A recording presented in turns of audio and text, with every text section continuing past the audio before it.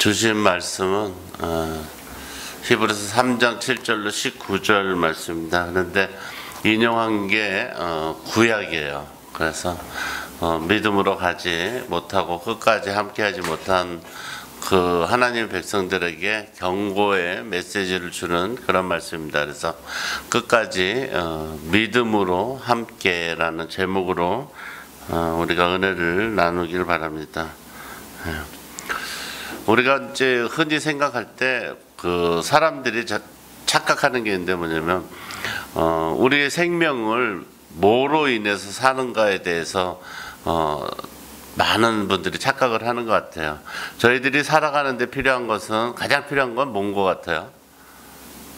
뭐가 있어야 우리는 생명을 산다 그러잖아요. 성경에서 눈을 강조하죠. 인간의 몸은 진짜 90% 이상이 물로 이루어졌고 그 중에서 그 물로 이루어진 피가 생명이다 이렇게 말씀하세요.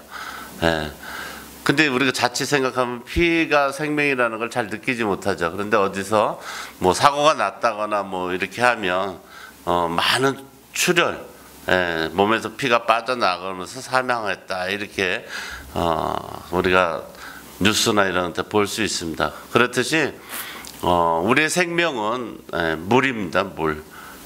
그런데 이 지구상에는 여러분들이 과학에 관심을 갖고 이렇게 사시면 아시는 분은 아시겠지만은 지구에는 물이 원래는 없었습니다.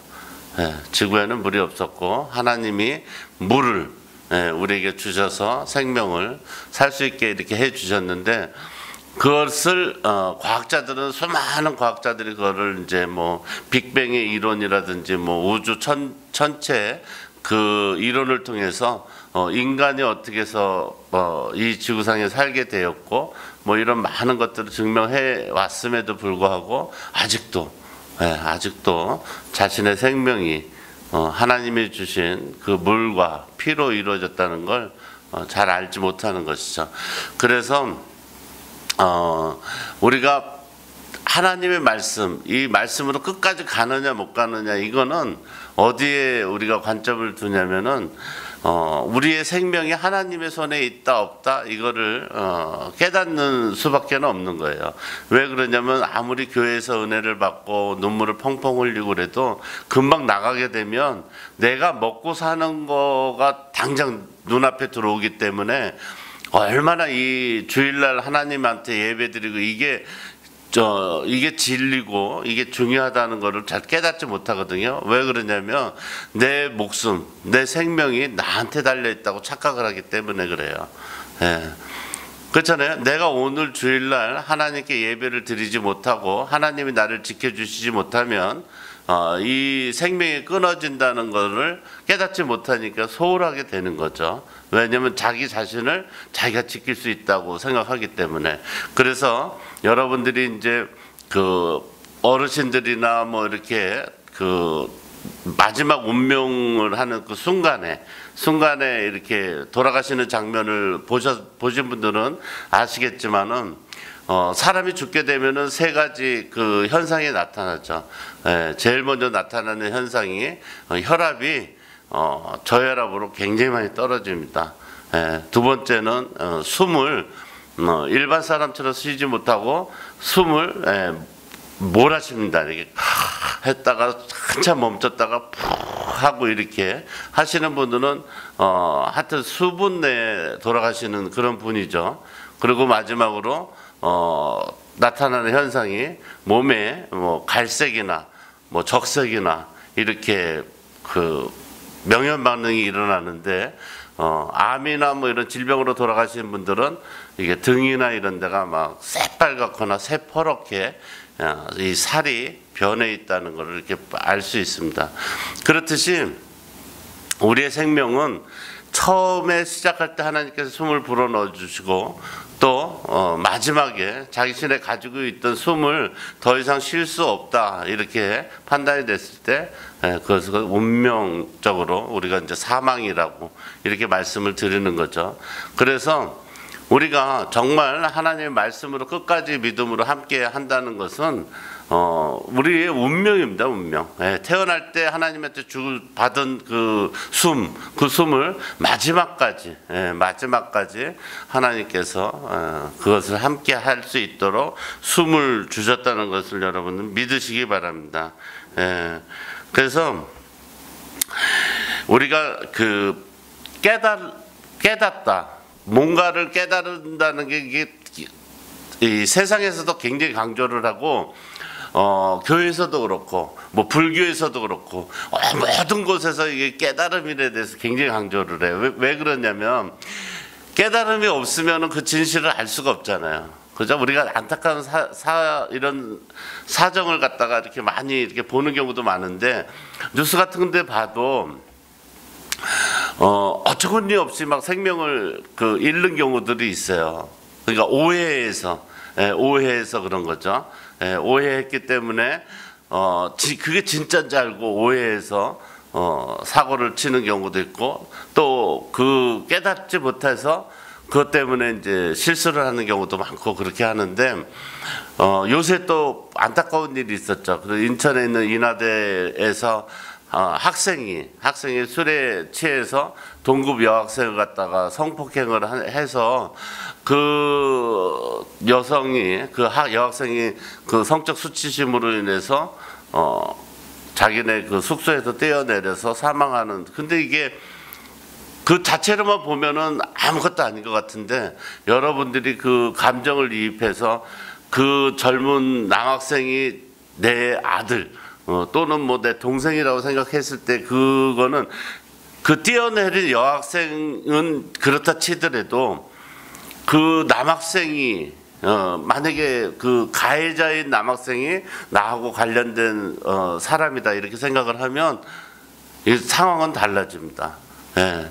나하고 상관없는 사람이라고 했을 때 피해자에게 가해를 한 나쁜 놈 혹은 아주 진짜 정신병자 같이 손가락질을 해야만 되는 그런 남학생으로 보이지만 그 남학생이 내 자녀라면 내 자식이고 내 남동생이고 이러면 상황은 달라집니다.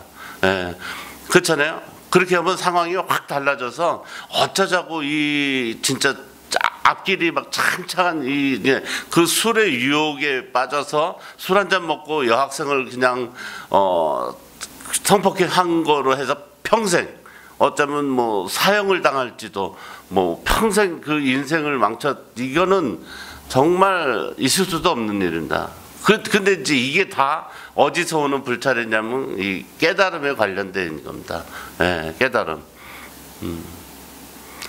이 깨달음이라는 거는 자기의 운명에 굉장히 영향을 미치기 때문에 그래서 제가 목사로서 하나님 말씀을 여러분에게 전해드릴 때 항상 그 말씀을 드리는 거예요. 뭐냐면 제 말을 믿지도 말고 그렇다고 뭐 세상에 있는 말도 믿지 말고 한번 이 하나님 말씀이 진리라는 걸 믿고서 한번 여러분들이 그것만 깨달은다면 여러분 인생을 살아가는데 얼마나 도움이 되고 행복해진다는 것을 알 수 있을 텐데 이런 말씀을 제가 많이 드리거든요. 예, 왜 그러냐면은 사람은 자꾸 착각을 하는데 여러 가지 착각 중에 하나가 뭐냐면 자기 자신이 노력하면 행복해질 수 있다고 착각을 하는 거예요. 그렇다면 제가 좀 전에 말씀드린 것처럼 그렇게 자식이 멀쩡하게 잘 키워서 또 좋은 학교에 들어가서 그렇게 공부하다가 그런 일이 생긴 부모는 그러면 그 부모는 그 자식을 잘못 키워서 그런 거예요? 그렇지 않아요. 자기 마음대로 행복을 가질 수 없다는 것을 깨닫지 못했기 때문에 그런 거예요. 예, 그런 거예요. 제가 제 주변에 있는 분들한테도 그런 말씀을 많이 드려요. 저 사람은 행복할 가치가 없는 사람인데 행복하다? 그 인정해야 돼요. 예. 저 사람은 행복할 가치도 없고 배우지도 못했고 알지도 못했고 정말 소위 말하면 싸가지도 없어. 그죠? 우리가 말하는 진짜 아주 진짜 좋지 않은 사람이야. 근데도 행복해. 잘 살아. 죽을 때도 잘 죽어. 먹고 사는데도 걱정이 없어. 이래도 할 수 없어요. 예. 이래도 할 수 없어요. 왜 그러냐면은 성경에 하나님이 말씀하시기를 우리를 돌보는 게 아니라 하나님이 돌봐주시는 이라는 것을 말씀해 주십니다. 예.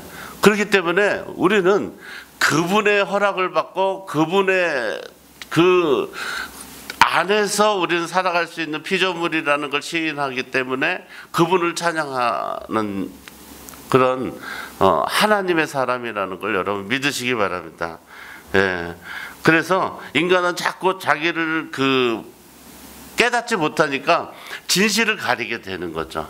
진실을 가리게 되는 거예요. 예. 그래서 자기가 진실을 가리게 되면 어떤 일이 일어나냐면은 저기 가면 좋은 일이 있다 그러면 그 사람이 가리키는 곳을 보지 않고 그 사람을 바라보기 때문에 사람을 따라간단 말이에요. 그렇게 되면은 결국에는 아무것도 얻을 수가 없어요. 우리가 보세요. 우리가 교회를 나오라 그러면 교회를 나와서 여러분들이 얻어갈 수 있는 거는 뭐가 있을까요? 여러분들이 교회에 나와서 얻어갈 수 있는 거. 여러분이 교회에 나와서 얻어갈 수 있는 게 있을까요? 뭐 교회에 나와서 오래 다니면 뭐 성격이 바뀌나요? 아니면 뭐 여러분의 사고가 바뀌거나 이런 건 있을 거예요. 왜냐면 하나님의 말씀은 성경의 이 말씀은 그 역사적인 그런 종교 책이기 때문에 이 성경이 여러분들을 좀 똑똑하게 만들어주는 거는 있어요. 예, 자꾸 들으니까. 예, 들으면서 깨닫기 때문에 그래요. 저 자신도 그거 깜짝 놀랄 때 있어요. 성경을 하도 많이 보다 보니까 제 자신이 굉장히 IQ가 높아지고 똑똑해졌다는 거를 어떨 땐 알고 굉장히 깜짝깜짝 놀랄 때도 많아요. 내가 예전에 이런 사람이 아닌데 어떻게 이렇게 됐지? 이럴 때도 많이 있어요. 근데 그건 자신도 모르게 하나님이 주시는 지혜가 늘고 깨달아지는 거죠. 그러면서 삶의 방향도 알 수 있는 거죠. 근데 그런 거는 뭐 있다고 치지만은 제일 중요한 건 뭐냐면은 여러분들께서 이 교회에 나와서 저희 교회에 나와서 우리 교회에 나와서 여러분들이 가지고 갈 수 있는 것은 여러분들이 뭐 사회적 지식을 얻는다든가 뭐 인간관계를 통해서 뭐 이렇게 얻어서 가는 게 아니라 뭘 가져갔냐면 내가 하나님 안에서 거하는 그런 기쁨을 가져가는 거예요. 예. 내가 하나님 안에서 거하는 기쁨. 그렇잖아요? 그거보다 좋은 게 어디 있어요?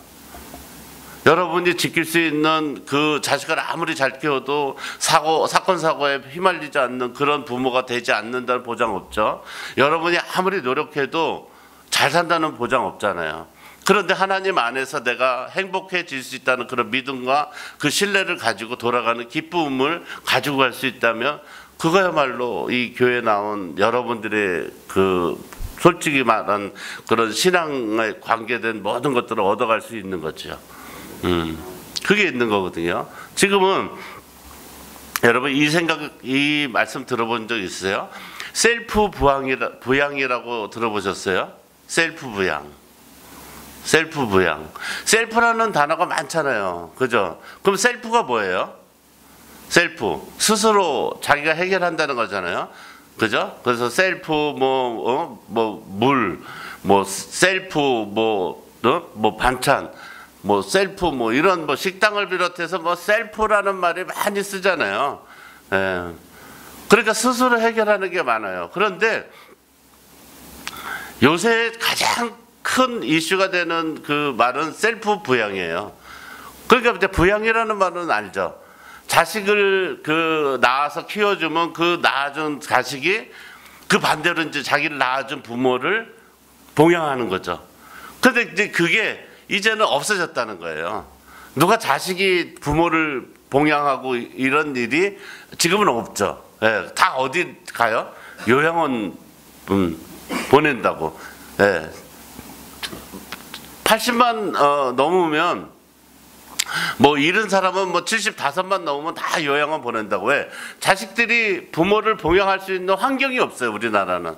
예, 웬만큼에서는. 집이 진짜 60평 이상 되고 방이 따로 있고 이러지 않고서는 부모를 봉양할 수가 없어요. 예, 그래서 셀프 부양을 위해서 만들어진 게 뭐냐면 데이케어라고, 집에서 부모님을 봉양할 수 없으니까 하루하루 유치원 보내듯이 자기 부모님을 갖다가 아침에 9시에 픽업해서 저녁 6시까지 맡아서 있다가 자식들이 퇴근하는 시간에 맞춰서 집에다 데려다 주는 거예요. 그리고서 우리 건물에 있는 여기 다 있죠. 데이케어도 있고 요양원도 있고. 근데 요양원이 있어요. 그러면 이 자신을 낳아준 부모를 위해서 자녀가 끝까지 책임져 주는 자녀가 된다면 얼마나 좋겠어요. 그렇지 않아요? 그래 안 그래요?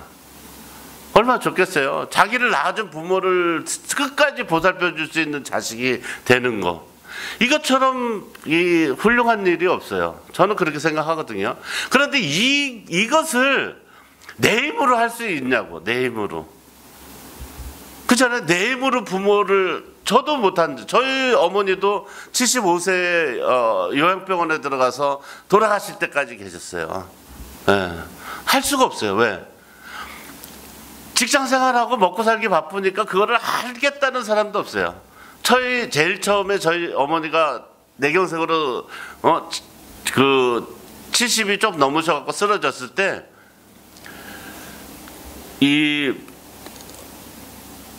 구리시에 있는 한양대 병원에 입원하셔가지고 최초에 진단 받은 게 이제 보호자들, 그러니까 이제 자식들을 부르더라고요. 불러서 일주일밖에 못 산대요.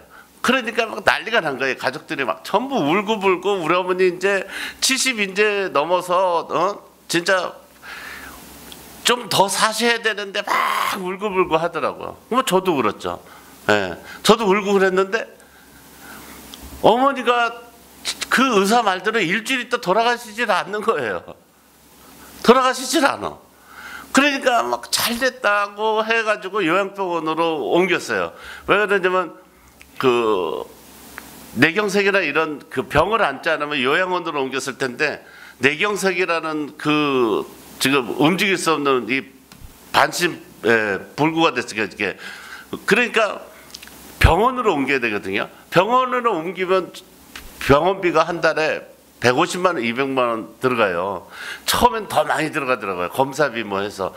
그래가지고 들어갔는데 살아도 너무 오래 사시는 거예요. 그러니까 자식들이 막 돌아가시면 안 된다고 막 울던 자식들이 1년, 2년 지나가니까 병원비가 막 1,000만 원, 2,000만 원 막 이렇게 억대로 쌓이기 시작하니까 돌아가시면 안 된다는 말이 쏙 들어가더라고요. 언제 돌아가시냐고 바뀐 거예요. 네, 바뀌더라고요. 언제 돌아가시는지 바뀌더라고요. 그렇게 우리의 인생은 정말 그 당시에 저는 그런 걸 몰랐어요. 왜 내가 부모님이 나를 낳아준 아들인데도 불구하고 왜 나는 우리 어머니의 마지막을 지키지 못할까, 이런 것에 대해서 생각을 못했어요. 그렇죠. 근데 저만 그런 게 아니잖아요. 수많은 자식들이 다 요양원에서 이렇게 부모를 봉양하고 이런 자식들이 있잖아요. 그런데 제가 예수를 믿고서 목사가 되고 보니까 그게 가능하다는 걸 알게 된 거예요. 하나님이 허락하시면.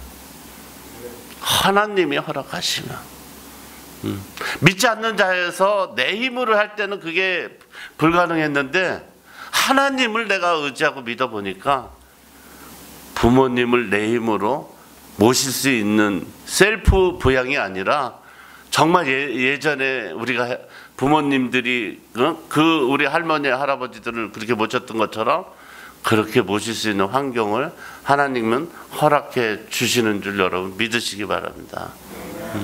얼마나 이게 행복한 일인지 몰라요. 네. 그래서 이게 끝까지 정말 믿음으로 함께 한다는 것은 끝까지 내가 부모를 책임질 수 있는 거하고 같은 말씀이라는 걸 여러분 믿으시기 바랍니다. 네. 그래서 오늘 이 말씀은 정말 사람을 기대하지 말고, 어느 것도 기대하지 말고, 자기 자신은 누가 지키는 거예요? 자기 자신은 내가 지키는 거예요. 내가 지키는 거예요. 사람들은 자기 자신을 내가 지키는 걸 두려워하고 그러는데 우리는 할 수 있잖아요. 우리는 하나님이 계시잖아요. 그분을 의지하면 돼요. 의지하면 되는데 자꾸 사람을 바라보게 되면은 내가 스스로 내가 노력을 안 해도 제가 요새 그런 걸 많이 느끼는데 사람들이 자꾸 뭔가를 자꾸 도와주려고 그래요, 저를. 네. 그러니까 너무 많이 도와주려고 그러다 보니까 지금은 뭐 도움을 제가 안 받으려고 그래요. 왜 너무 많은 분들이 그러니까 이런 생각도 많이 해요. 어떤 생각을 하냐면 뭐든지 저를 갖다 준다 그러고 도와준다 그러고 막 심지어는 뭐 진짜 가만히 있는데 어디에서 진짜 돈을 줄 테니까 뭐 건물을 그냥 줘주겠다는 분도 있고 막 그런 것들이 너무 많아요. 많은데 제가 거기서 이렇게 딱 한 가지 깨닫는 것이 뭐냐면 이게 진짜 이 사람들 마음이 진짜 저를 갖다가 예쁘게 보고 저를 저거 해서 나를 이렇게 도와주려고 그럴까? 이런 생각을 해보는 거예요. 그건 절대 그렇지 않거든요. 왜냐하면 사람이라는 건 욕심이 있기 때문에 자기 마음대로 안 되면 자기 생각대로 가려고 그러고 자기 욕심을 부리려고 그러잖아요. 그런데 그 사람들은 왜 나한테 그걸 주려고 그래요? 그잖아요. 그럼 그것도 제가 목사인데 그잖아요. 왜 자꾸 저를 주려고 그래요? 왜 돈을 벌면 지가 쓰지 왜 날 주려고 그러고 뭐가 생기면 왜 자기네 가족들한테 논아 쓰지 왜 절 주려고 그러고 왜 그럴까요? 자기네들 다 그 목적과 이익에 그게 있단 말이에요. 네, 그게 있어요. 그런데 저한테 자꾸 그렇게 하려고 하면 그 이유가 있을 거 아니에요. 그래서 저는 또 그 생각을 해요. 무슨 생각하냐면 우리 성도들이 경제적으로 그렇게 저가신 분이 없으니까 한 분을 갖다가 연결해서 복을 주셔갖고 그분으로 인해서 교회를 탄탄히 세우는데 그런데 사용하라고 그러나 뭐 이런 생각도 하고 저런 생각도 하고 많이 해요. 그런데 제가 내린 결론은 그거예요. 뭐냐면 이 사람을 기대하지 말고 자기 자신은 자기가 지키는 거라는 생각을 제가 잃어버리지 않고 그냥 하나님을 믿고 의지하는 거예요. 네. 하나님만 믿고 의지하는.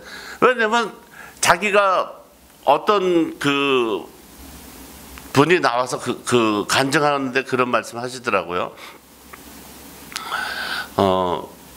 부부 있잖아요. 두 부부가 사는데 형제도 그렇고 부모도 이해하지 못하는 그런 부분 있잖아요. 그죠? 사람이라는 거는 자기가 생각하는 한계를 넘었으면 실망을 해요. 부모 자식 간에도. 네. 그래서 부모 자식 간에도 자기가 머릿속에 생각한 한계가 있거든요.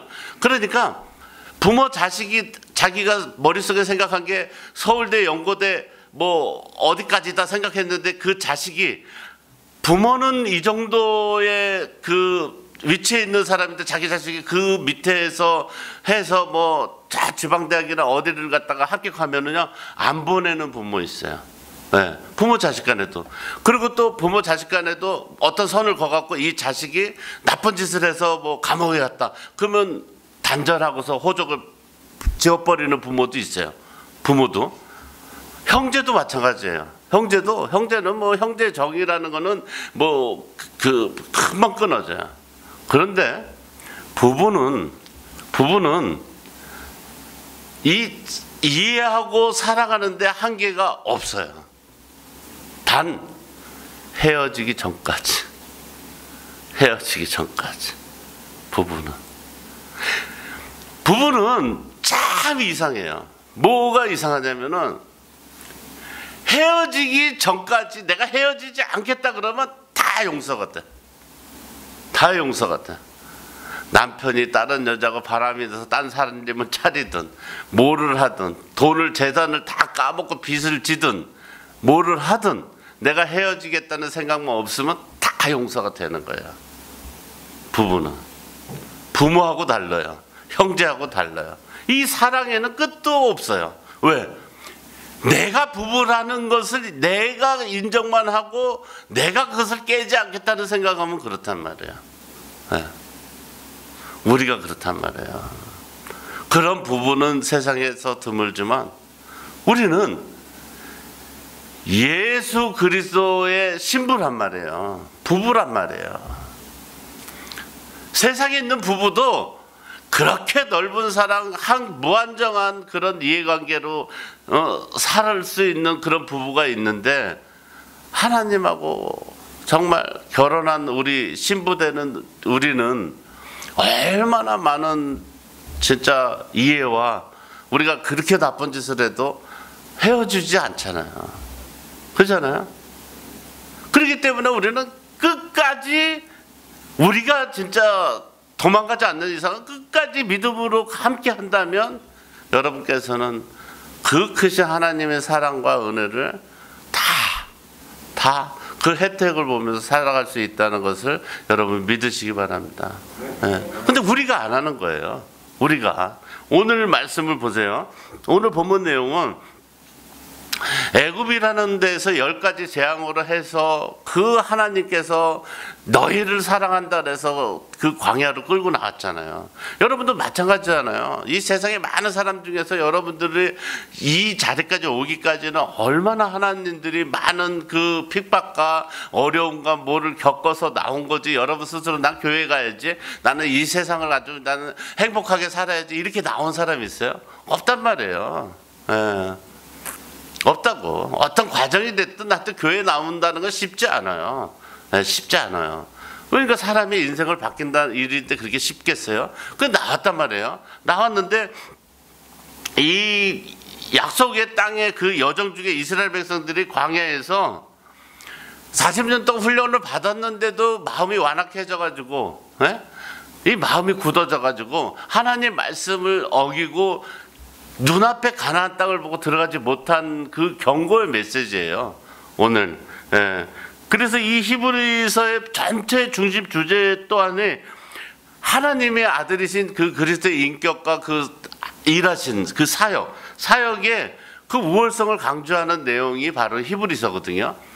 그러니까 예수 그리스도가 얼마나 위대하시면 그렇게 완악하고 그렇게 막 딱딱하게 굳은 여러분의 마음을 바꿔서 행복하게 해주는, 다시 말해서 끝까지 내 부모를 갖다가 모실 수 있는 그런 환경과 모든 것을 여러분들이 그걸 누리면서 인간다운 삶을 살 수 있도록 예수님께서 희생해 준다는 그런 얘기예요. 그걸 강조해 주시는 얘기인데, 그 또 문제는 또 뭘 또 강조하냐면은 지금 이때는 많은 분들이 무슨 종교를 믿었어요? 많은 분들이 이때 예수를 믿는 사람은 없었단 말이에요. 그 전까지는 뭘 믿었어요? 유대교를 믿었죠. 유대교, 하나님교. 세상에 하나님 한 분뿐이다. 예수님이 이 땅에 오실 리가 없다. 이렇게 유대교를 믿었단 말이에요. 그 유대교에서 대부분이 개종한 사람이 기독교인이란 말이야. 그죠? 예수를 갖다가 하나님의 아들이라고 믿는 사람들, 그 기독교인이란 말이에요. 근데 그 사람들이 기존에 갖고 있던 뭐 대제사장이나 모든 사람들이 다 뭐라 그래요? 너희들은 그렇게 해갖고 그걸 믿느니 차라리 진짜 너희들은 우리 그 소속에서 나가라 막 이렇게 핍박을 하고 맨날 저걸 하잖아요. 하다못해 우리가 이 개신교의 진짜 최고 믿는 그 사람이라는 사도 바울도 막 그렇게 핍박을 했잖아요. 그러니까 이게 핍박과 환란으로 인해서 끝까지 믿음으로 내가 그래도 예수가 하나님의 아들이라고 믿고서 예배당에 나와서 예배를 드리고 이렇게 하는 사람보다 어떻게 해요? 다시 유대교로 가는 사람이 많단 말이에요. 그렇잖아요. 처음이 우리는 교인이 훨씬 많았어요. 처음에는 앉을 자리가 없을 정도로 많이 이렇게 오시고 그랬는데, 믿음이 커지면 자기 나름대로 뭐 큰 교회도 가고 뭐도 가고 막 다 이렇게 가시잖아요. 그죠? 자기 마음이란 말이에요. 이단이 아닌 이상은 자기 마음이에요. 이단은 딴 데로 가면 집에까지 찾아가지고 해코지를 하니까 못 가지만 보통 이 교회는 어디든지 자기 마음대로 움직일 수가 있죠. 그런데 이때도 마찬가지죠. 당장 내가 예수를 믿는다고 기독교에 왔지만 기독교에서 뭐 큰 걸 뭘 주질 않잖아요. 무슨 뭐 그렇잖아요. 말로는 예수님보다 죄를 갖다가 사해줘서 난 천국 가게 됐다, 이게 교리가 있긴 있는데 내가 당장 죽는 거 아닌데 뭐 천국 가는 게 뭐가 문제겠어요? 그렇잖아요? 여러분들도 마찬가지죠. 그렇잖아요?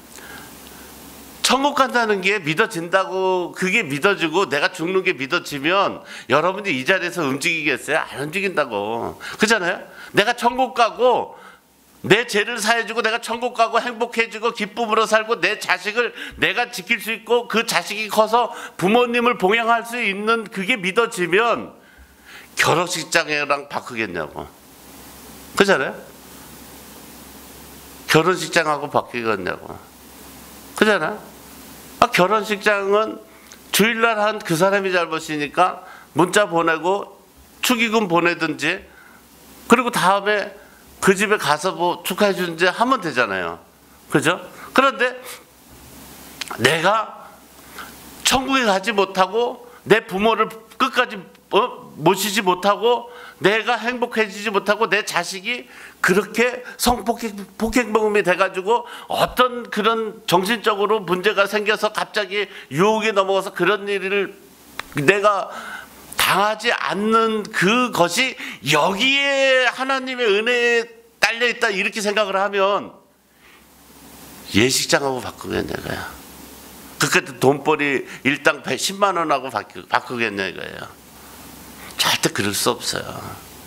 네, 절대 그럴 수 없어요. 그게 안 되니까 그러는 거거든. 사람의 생각으로 그게 믿어지지가 않기 때문에 그런 거예요. 네, 믿어지지가 않대. 우리가 하늘을 보고서 별을 보면은 별이 조그맣다 생각하지, 그 별이 우리가 사는 지구보다 크다는 생각을 갖기에는 굉장히 힘이 든 거예요. 왜? 깨닫지 못하면 그러는 거예요. 네.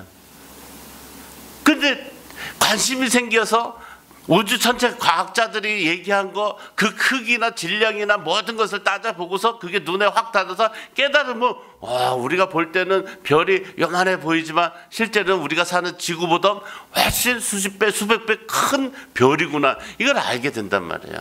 깨닫지 못하면 모르는 거예요. 똑같은 거예요. 믿음도. 내가 하나님과 끝까지 믿음으로 갈 수 있다 없다는 깨닫기 전까지는 그건 모르는 거예요. 모르는 거예요. 그래서 제가 말씀드리잖아요. 여러분들이 죽어라 이래도 저보다 잘 살지 못한다고. 왜? 난 죽어라 나는 하나님 믿을 거니까. 저는 그걸 믿는 거예요. 내가 하나님을 죽어라 믿는 이상 여러분들이 죽어라 일하는 거하고 비교했을 때 저보다 절대로 행복하거나 잘 살지 못해요. 절대로. 그런 사람을 보지도 못했고. 제가 만약에 하나님을 떠나서 딴짓을 하거나 뭐 불의한 짓을 하거나 내가 뭐 돈 벌러 한다거나 이러면 여러분이 열심히 노력하면 저보다 훨씬 잘 살고 행복해질 수 있을 수 있어요. 그러나 저는 절대 그런 짓 안 해요.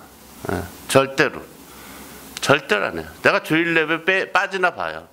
여러분들이 뭐 환갑이다 칠갑이다 뭐 아무리 결혼식이다 뭐 해도 저는 절대 주일 예배 빠지지 않아요. 절대. 목숨이 끊어지는 한이 있더라도 안 빠져요. 왜? 어차피 내가 주일 예배 안 나오면 목숨이 그 다음에 사고 나서 죽을 수도 있는데 그때 끊어지나 여기 안 나와서 끊어지나 내가 주일 예배 참석하면 살 수가 있는데 왜 빠져? 그렇잖아요? 다른 거예요. 여러분 눈에는 보이지 않지만, 죽음이 다가오는 게 보이지 않지만 지켜주는 게 하나님이라는 거, 내 생명이 물이라는 거, 내 안에 피가 생명이라는 게 믿어지면 달라지는 거예요. 깨달아지니까 달라지는 거예요. 여러분의 모든 운명이 달라지는 거예요. 내 힘으로 되지 않는다는 게 믿어지면. 요양원에 오신 분들이 요양원에 나는 우리 자식이 나중에 커서 나는 갖다 요양원에 보낼 거야 이렇게 생각하고 오신 분들은 아무도 없어요. 왜? 정말 열과 성의를 다해서 진짜 내 몸에 있는 모든 걸 다 줘서 키웠는데 요양원에 왔어요. 근데 자식을 발로 툭툭 차면서 막 욕하면서 신경질 내고 막 했는데도 요양원 안 가고 자식이 효도하면서 그런 부모 있어요. 그렇지 않아요. 그렇잖아요. 저 사람은 저렇게 살으니까 나중에 잘못될 거야 이랬는데 나중에 60, 70이 됐는데도 잘 살아. 그런 사람이 있어요. 그런 사람이 있다고. 네. 왜? 하나님은 그런데 관심 없어요. 뭐에 관심이 있어요? 하나님은 개인에 관심이 있어요. 그 사람들 잘 살고 못 살고 인간의 모습이 잠깐 그렇게 보이는 데는 하나님은 별로 중요하지 생각 안 해요. 그거는 잠시 자기가 그 행복도 아니고 기쁨도 아니고 잘 사는 것도 아니에요. 예. 그냥 그렇게 경제적으로나 뭐로나 이런 게 조금 다른 사람보다는 여유가 있이 보이는 것 뿐이에요. 중점은 뭐냐면 가나안에 들어가는 거예요. 오늘 말씀처럼 40년 동안 우리가 훈련받아서 가나안 들어가는 것처럼 여러분들이 교회 안에서 하나님 안에 있으면 얼마나 행복하다는 걸 깨닫고 천국 가는 거를 서슴지 않고 내 발로 가는 거예요. 네, 내 발로 가는 거예요. 발버둥 치지 않고 천국이 얼마나 좋다는 걸 내가 알고 그걸 믿음으로 내 발로 들어가는 거예요.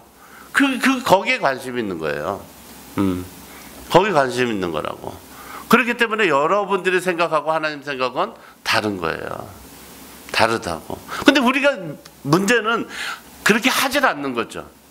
그렇잖아요. 그 많은 행복과 그 많은 그 좋은 것들을 우리가 받으려고 하지 않는 거예요. 왜? 내 판단으로 세상을 살기 때문에. 가나안 땅으로 들어가면 얼마나 좋다고 하나님은 그렇게 말씀을 했는데도 불구하고 내 판단에 여기 광야에서 그냥 먹을 거 입을 거 막 좋은 거를 좀 누리고 살게 하는데 그것밖에 보지 못하는 거예요. 똑같은 거예요. 여러분들도 여러분이 지금 하고 있는 뭐 가게나 뭐 사업이나 뭐 내 처지나 뭐 이런 거에만 관심이 있는 거예요. 그건 아무것도 아닌데. 그런 여러분들이 여러분 나이만큼 해봤잖아요. 어떤 분은 40살이면 40년 동안 해봤고 50살, 50년, 60살, 60살 해봤잖아요. 다 해봤잖아요. 그럼 뭐 남았어요? 손에 뭐 남았냐고. 하나님은 그걸 아시기 때문에 그거를 여러분 손 놓으라는 거예요. 놓고 이리 오렴 하는 거예요. 모세를 통해서 또 저를 통해서 계속 오라고 하는 거잖아요. 너희들이 그만큼 해봤으면 이제 손을 놓을 때도 되네. 근데 안 놓는단 말이야. 안 놔요, 인간은. 예. 자기 힘으로 자기가 어떻게 할 수 있다고 착각을 한다고. 뭐가 죽음이 이게 자기 앞에 이렇게 다가오고 있는 것도 몰라요. 예. 그렇기 때문에 마치 수학여행 가기 전에 막 좋았던 이 마음처럼 막 그것만 생각한다고. 예. 그것만 생각한다. 그런데 깨달음, 진실을 알게 되면 그 전에 그 배나 그런데 안 타죠. 그죠? 그렇잖아요. 그 중에 누가 세월호라는 그 어마어마한 사건이 일어날 때 그 배에 대해서 관심을 가진 선생님이나 누가 있었으면 그 수학 공식 못해도 금방 뽑잖아요. 이 배는 100kg를 태울 수 있다. 우리 엘리베이터에도 써 있잖아요. 1200kg. 그러면 저 같은 사람이 12명 타면 안 된다. 왜? 100kg 넘으니까. 이게 답이 딱 나오잖아요. 그럼 11명 타야 된다. 날씬한 사람은 몇 명 타야 돼. 이게 나오잖아요. 그 15명 타면 내리죠. 왜? 깨달음이 있는 사람은 저 같은 사람이 15명 타면 여기에 11명 타라고 그랬는데 4명 더 탔으니까 줄이 끊어질 수도 있겠다 생각을 하잖아요. 그죠? 그 배에 이만큼 실으면 안 된다 그랬는데 거기 장부를 보니까 10배를 실었어. 그럼 반드시 가라앉는 거죠. 그렇잖아요? 근데 수학여행 가는 것만 생각하고 타면 반드시 빠지죠. 우리가 사는 지금 이 인생이 그렇단 말이에요. 모세가 그렇게 얘기하고 그렇게 했는데 완악한 마음, 그러니까 이 완악하다는 마음이 굳었다는 거잖아요. 굳었다는 건 뭐예요? 딱딱한 빵처럼. 그러니까 이게 오래돼가지고 그냥 더 이상 돌처럼 돼서 그걸 뭐 녹이거나 뭐 해가지고 뭘 만들 수 있는 마음이 아니라는 거예요. 그러니까 하나님이 포기해버리는 거예요. 40년을 했는데 그런 마음이 됐으면 더 이상 어떻게 그 마음을 만져서 가나안 땅에서 다시 한다고 그게 재생이 되겠냐 이거예요. 그러니까 너희들 들어가지 말라 이거예요. 네. 처음이에요. 하나님이 성경에서 사람을 포기한 사례가 처음이에요. 얼마나 마음이 그 딱딱한 빵처럼 완악하게 돌덩이처럼 굳은 그 마음을 보고 40년을 훈련을 했는데, 그렇잖아요? 40년을 훈련을 시켰는데 그걸 눈치를 못 채요? 40년을 하나님이 말씀하셨는데 이게 제가 말씀드리잖아요. 나를 갖다가 하나님이 그 많은 교회 중에서 우리 교회로 온 이유가 뭔지, 왜 내가 왜 사는지, 내가 왜 그렇게 해야 되는지, 그거를 모르면은 그게 되냐고. 그렇잖아요. 내가 살아가는 사람들 중에서, 그 많은 사람 중에서 왜 나는 교회를 다닐까? 그 생각을 해봐야죠. 나는 죽는구나. 내가 천국 가는구나. 이건 잘하면이 아니에요. 뭐 기대하거나 뭐 이게 아니잖아요. 성경에 나와 있잖아요. 성경에 박혀 있잖아요. 예수를 믿다. 그리하면 너뿐만 아니라 너와 가족이 구원받는다고. 네. 가족이 구원받는다고. 왜 가족이 구원받아요? 잘못하면 가족이라는 건 잘못하면, 저 사람이 교회 다니면 잘못하면 나까지 끌고 갈 수가 있다는 걸 믿으라는 거예요.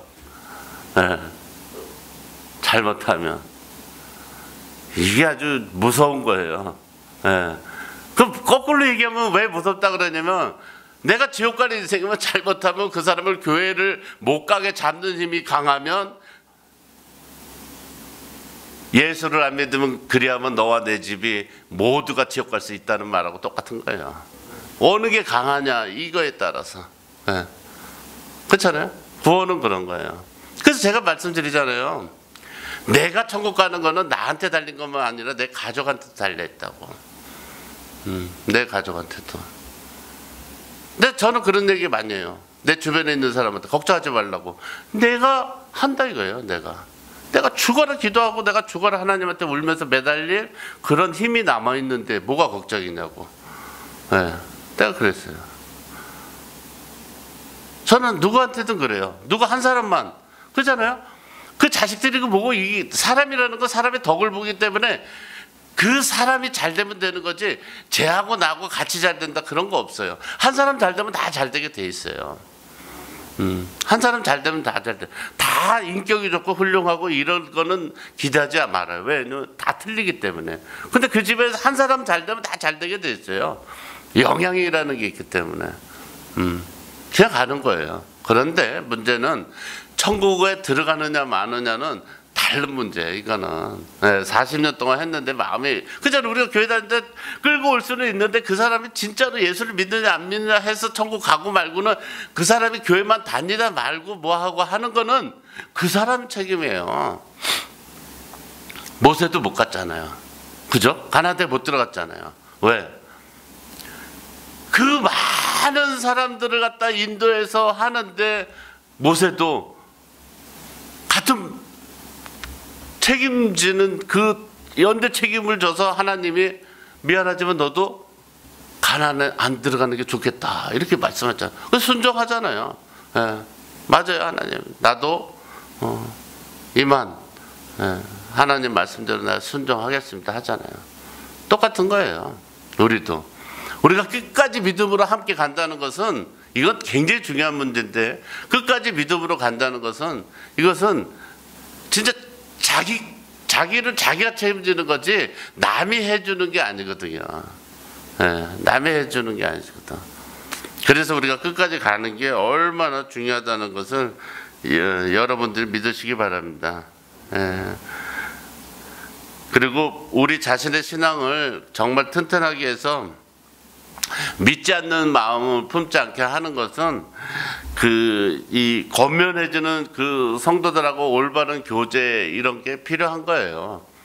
사람은 사람의 관계에서 이루어지잖아요.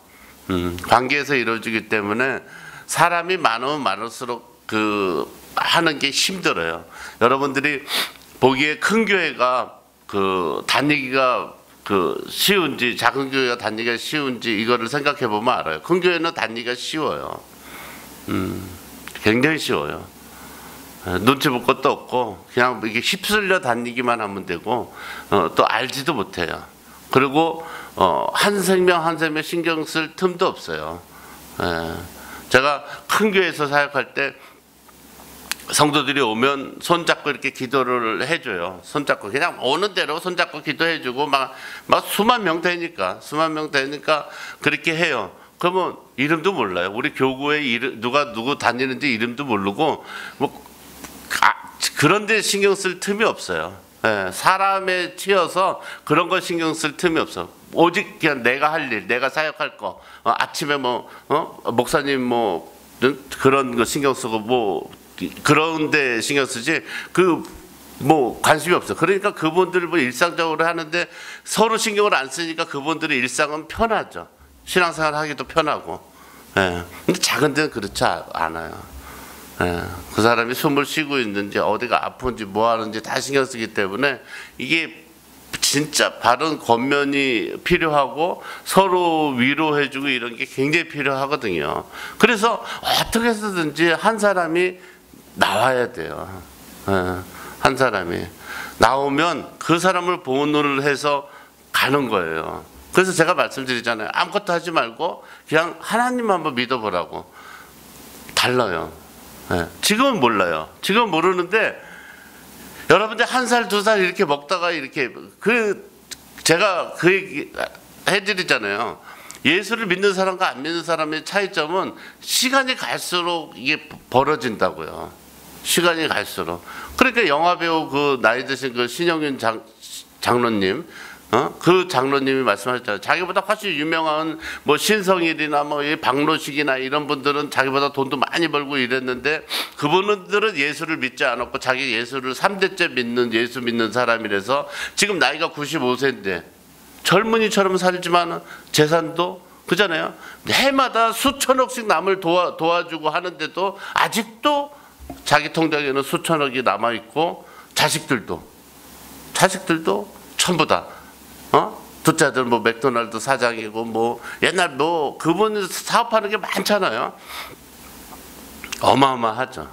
그죠? 어마어마하죠. 근데 그 당시에는 몰랐죠. 그분도. 그죠? 몰랐죠. 그냥 자기도 그냥 이름 없는 영화배우.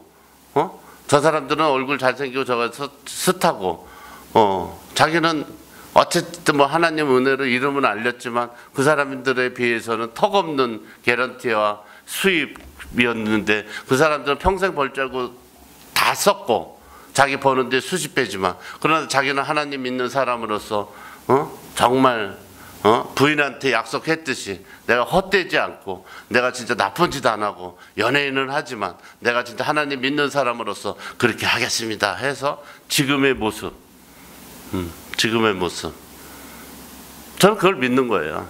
나도 나이가 많아지면 저렇게 되겠구나 이걸 믿는 거예요. 왜? 말씀이니까. 하나님의 약속이잖아요. 약속. 제가 거지같이 살겠습니까? 제가 믿지 않는 제 또래의 모든 사람들과 나하고 같이 성장하는 모든 사람들에 비해서 제가 못하진 않을 거라는 확신을 제가 갖고 있는 거죠. 저도 하나님 믿는 사람이니까 그분과 똑같이 그리고 저 역시 똑같이 생각과 똑같이 제가 행동을 하기 때문에 그렇게 생각을 하는 거죠. 노력해야죠. 단 한 가지 끝까지 믿음으로 노력해야죠. 그것이 저는 제가 갖고 있는 그 일이라고 저는 생각합니다. 그래서 공동체라 그러잖아요. 교회는. 그래서 교회는 믿음으로 함께 가야 하는 것입니다. 함께 가지 않으면 사단이 우리를 가만두지 않아요. 그리고 주위에서 문제가 있거나 이러는 게 나쁜 게 아니에요. 좋은 거라는 걸 여러분 믿으시기 바랍니다. 내가 사업에 망하거나 뭐가 어려움이 있다. 근데 내가 예수를 믿기 전에는 그거는 모르지만 예수를 믿는데 그런 일이 자꾸 있다. 그거는 여러분 좋은 일인 줄 여러분 믿으시기 바랍니다. 왜? 예수를 믿지 못하게 방해하고 나를 갖다 끌어내리려고 하는 거는요. 내가 예수만 믿으면 대박 난다는 걸 알 수 있는 거예요. 사단은 절대 아무나 건드리지 않아요. 그죠? 동네에서 그냥 밥이나 하는 아줌마를 건드리겠어요? 동네에서 밥이나 하는 아줌마가 교회 가야겠지. 오늘은 교회 가야겠네. 이러면 사단이 가지마 이러겠어요? 다녀오세요 그런다고. 그런데 바빠던 그 보통 아줌마가 내가 전도를 하고 나는 우리 집안을 살려서 나는 우리 집안을 크게 일으킬 거야 이렇게 마음을 먹으면 그 보통이었던 아줌마가 성경책 들고 교회 간다 그러면 다리가 부러지는 일이 생기는 거예요. 못 가게. 남편이 사업을 망하게 하고 못 가게 하는 거예요. 그때 눈치채는 거예요. 아, 내가 예수 믿으면 대박 나는구나.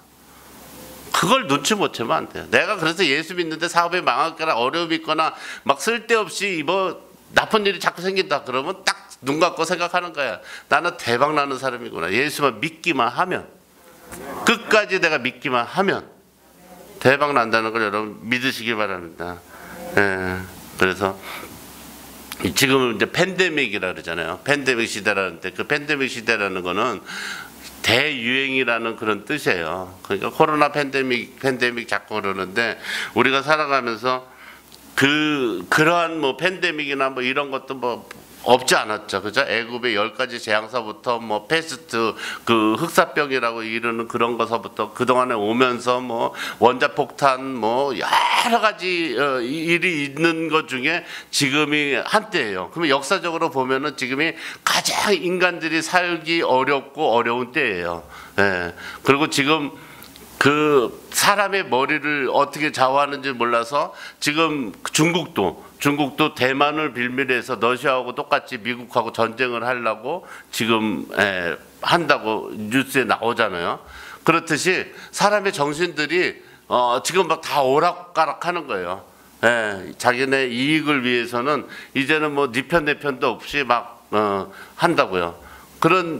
이런 시대에 우리가 나 자신을 내가 지켜야지 세상에 맡기거나 뭐 이렇게 할 수가 없는 거예요. 예. 그걸 여러분 믿으시기 바랍니다. 이제는 세상은 막 움직일 거예요. 예. 막 움직일 거예요. 막 휘발유값이 막 올라가고 내려가고 뭐 이게 뭐 물가가 어떻게 제가 그랬잖아요. 지금 같은 세상에는 먹고 살기 힘들어서 죽는 사람이 더 많지 절대로 병 걸리거나 뭐 코로나 아니라 코로나 할아버지가 와도 먹고 살아서 돈이 없거나 굶어 죽거나 어려워서 죽는 사람이 많지 병 걸려서 죽는 사람은 극히 일부분이라는 걸 여러분 믿으시기 바랍니다. 지금은 자기 자신은 자기가 지켜야 되는 거라서 그래서 자기 자신을 자기가 지키기 위해서는 정말 끝까지 믿음으로 함께 하시는 우리 서신교회 모든 여러분이 되시길 주의 이름으로 축원합니다. 감사합니다.